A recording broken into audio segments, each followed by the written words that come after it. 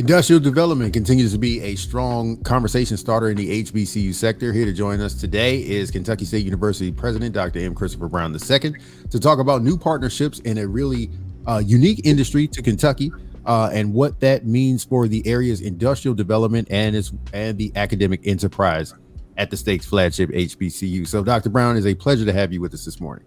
Welcome. Good to be here.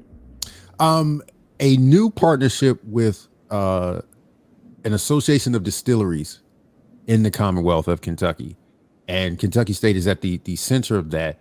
This is paired with a recent gift that KSU is a part of from Diageo, a global distillery or global company or beverage maker worldwide. Is this something strategic for Kentucky State, given where it's at, but also the kind of opportunities that are available for job creation, for workforce training? Is this something that's very conscious from Kentucky, or is this just an opportunity that is coming about because more corporations are looking for partnerships at historically Black colleges and universities?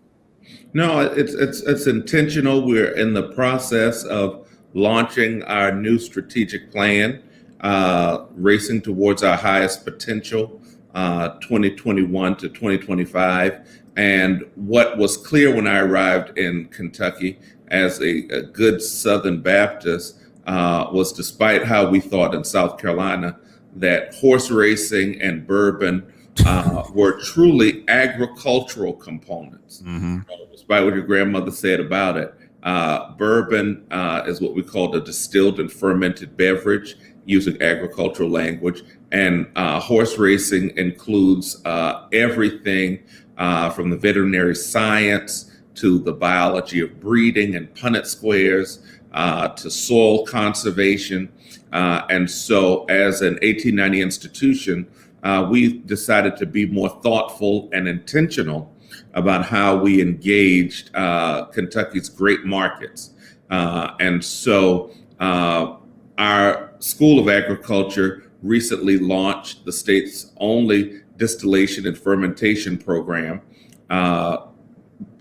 Bourbon has a unique history, and some of the great initial bourbon makers were African American, though not credited as such. And even now, we have new African Americans joining the bourbon industry. So we wanted to be more supportive of the bourbon industry. It started 3 years ago, 2 years ago, 3 years ago, technically. The event was 2 years ago. We hosted in collaboration with a community organization that was set up for the purpose.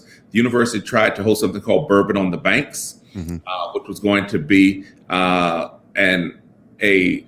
bourbon festival focused on history, teaching, and instruction, and the role of African Americans in the history of bourbon. People came from all over the country for a bourbon tasting, presentations by our band and the like downtown, and African American bourbon tours. So there's a bourbon trail, but we had our history faculty take them on the tour again to cite the roles of African Americans in this rich production. So after that, we decided to really go full throttle in fermentation and distillation. Fermentation and distillation, I do distillation first, is the conversion of any agricultural or food product into a liquefied consumption. And so whether you're talking about maple syrup, that's distillation. Whether you're talking about vinegar, that's distillation. If you're talking about alcohol, if you're talking about ketchup or mustard, those are all distillation products. The fermentation is when we allow the sugars and the carbon dioxide to process in a way that the sugar converts to an alcohol. And so we've gone full throttle in that area. And fortunately, it caught the attention of Diageo, who had just opened a bullet plant not far from here. And we're so thankful for the $1 million gift, because most of the gifts were not standardized, but there were only two extraordinary gifts at $1 million. And for Kentucky State to be one of those two we're greatly appreciative. Talk about that land grant aspect of this, because that, KSU was one of the 1890s, and they've been in the news a lot lately for the effort to try to push states and the federal government to invest more to help with cooperative extension, the opportunities for farmers throughout different regions where HBCUs are stationed. Does this kind of work, or this kind of groundwork, really support the engagement that you're having with the state in saying, KSU is a sound element of your land grant mission as a Commonwealth, and if you do well by us, we can do well by our constituents? Yeah, I think that's true. Kentucky State has traditionally worked in the main lanes of 1890 agricultural activity, which is your basic husbandry, soil, food and nutrition. But fortunately, we had branched off into aquaculture some years ago, which made us unique. We are one of the top 5 aquaculture programs in the nation. And that's not among historically Black institutions, because we're the only HBCU with aquaculture, but in the nation. So we do aquaculture and aquatic science. We grow our own fish, our own shrimp, and we also do aquaponics. And so when an institution uses its foundation and strength base to branch out into a stretch area, that's when you're going to reap your greatest rewards. And so we reaped those rewards and continue to do great grantsmanship and productivity in aquaculture. Very popular topic. And in this state, when the tobacco settlement happened and we had all of these tobacco farms, which were no longer growing tobacco product, we assisted many of those farms in Western Kentucky to convert those farms from tobacco to catfish production. Certainly, we cannot rival Mississippi's catfish production, but we do have catfish production in Western Kentucky. So just like we got out of the main with aquaculture, we got out of the main again with hemp. We have huge hemp production activities, hemp training, preparation, harvesting. But for all of the talk, and I don't want to be racial necessarily, there are racial dynamics to hemp production in this country.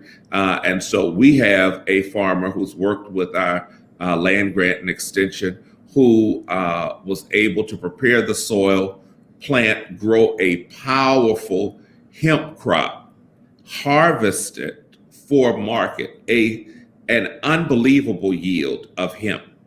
But when he went to market, African-American farmer could find no one to buy it.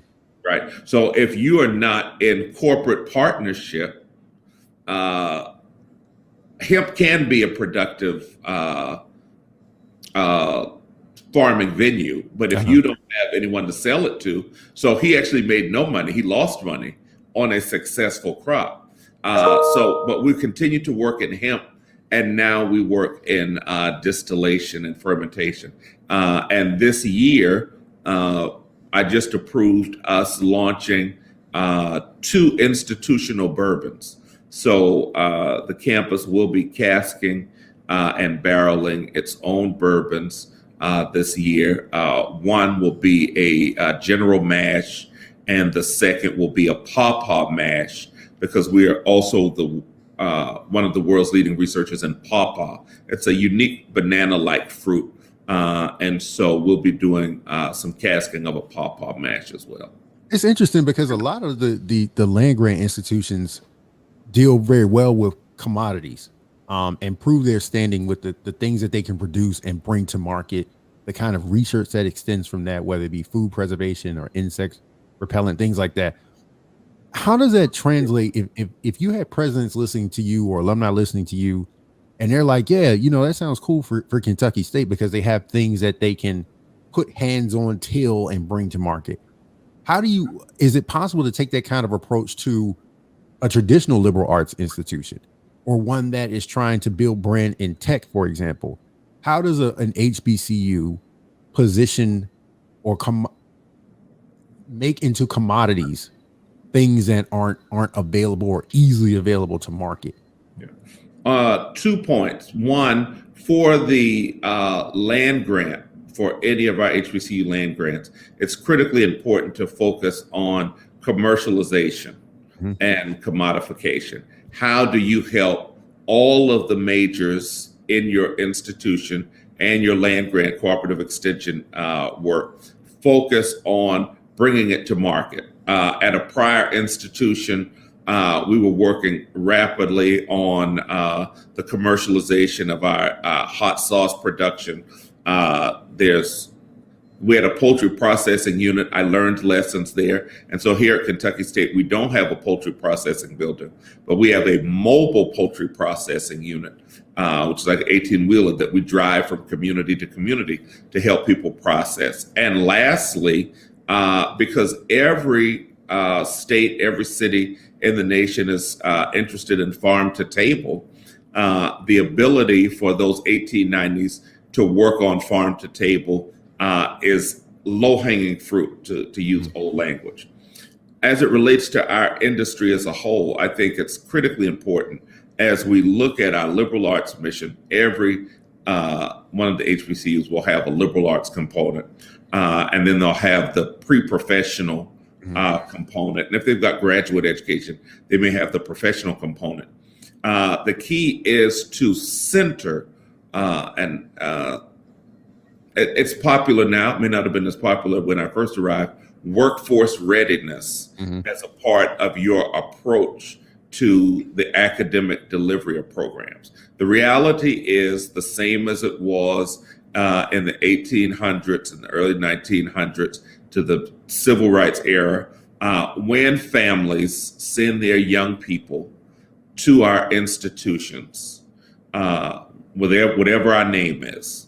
It is that family's hope that this institution will return to them a young adult who can be gainfully employed and be transformative for their family and possibly transformative for their community. And so we did something called the Green Ribbon here. And so we reorganized our colleges, reorganized our majors. So all of our programs follow what we call a triangle approach. So we have a discipline, and sitting on top of that discipline is a immediate workforce application of that discipline and or a possible graduate school application of that discipline. So we have, and all of our departments are now combined with that focus. So you have math as your primary discipline. And on top of math, we have computer science.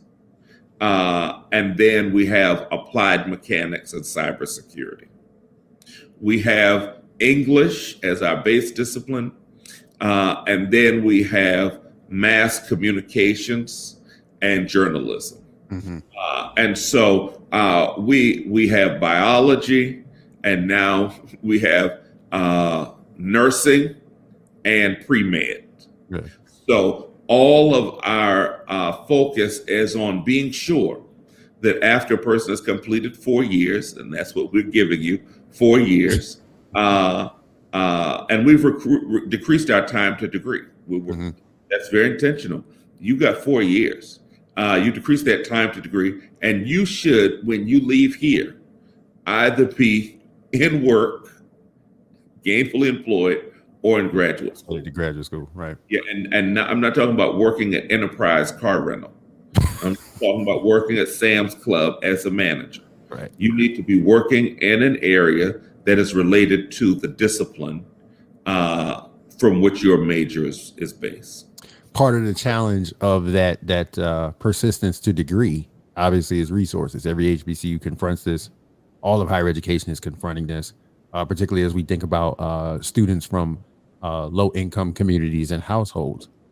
Kentucky State is in the midst of a capital campaign Mhm. that's focused on three distinct areas, all aiming towards the student experience and student success. Can you talk a little bit about the status of that campaign and what you hope to do once you achieve the final mark?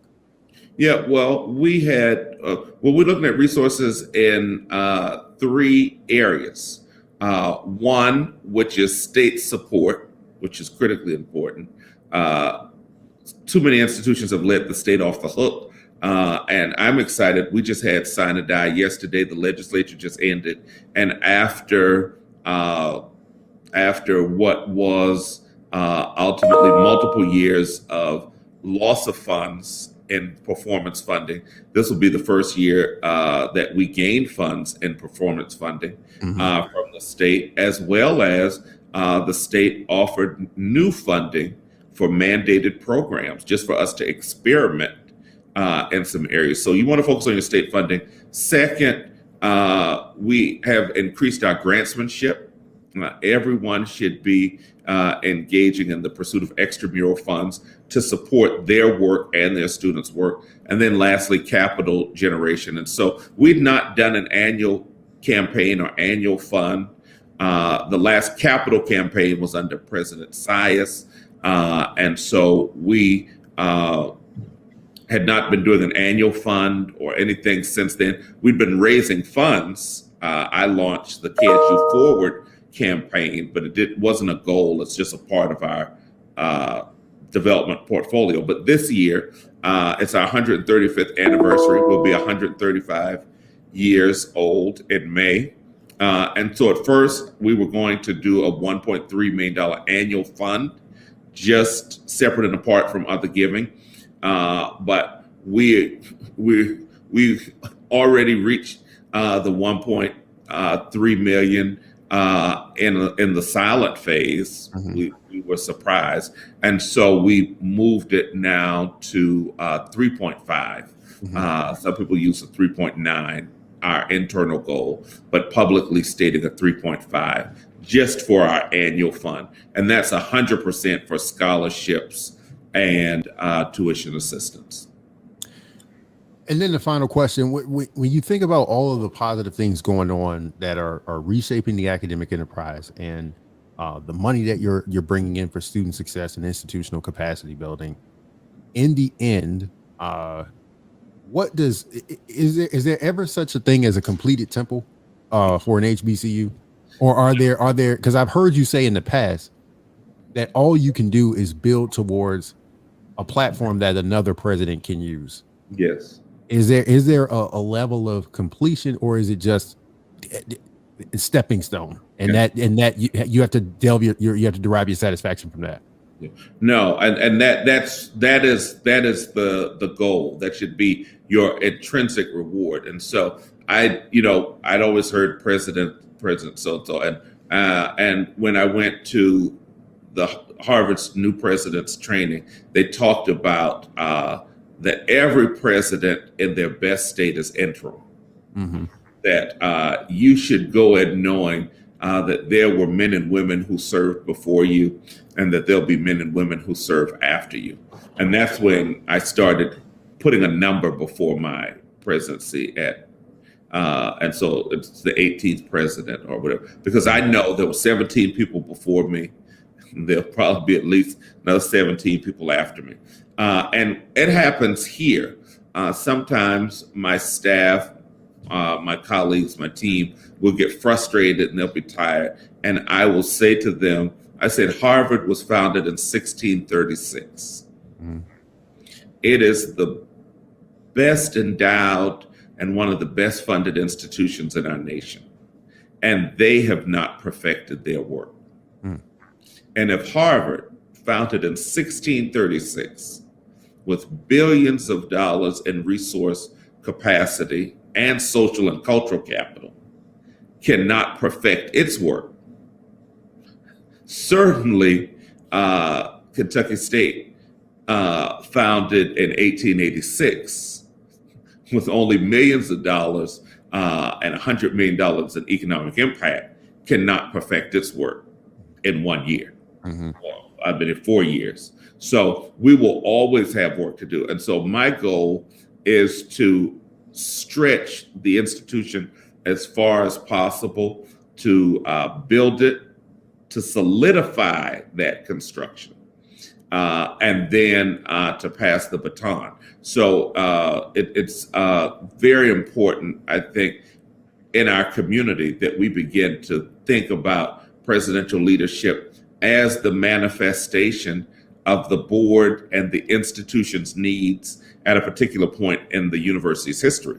You know, are you doing fundraising? Are you doing capital construction? Doing active? Are you doing repair and renovation? One of the things, so sort of known as a fix-it president. You know, so if they're,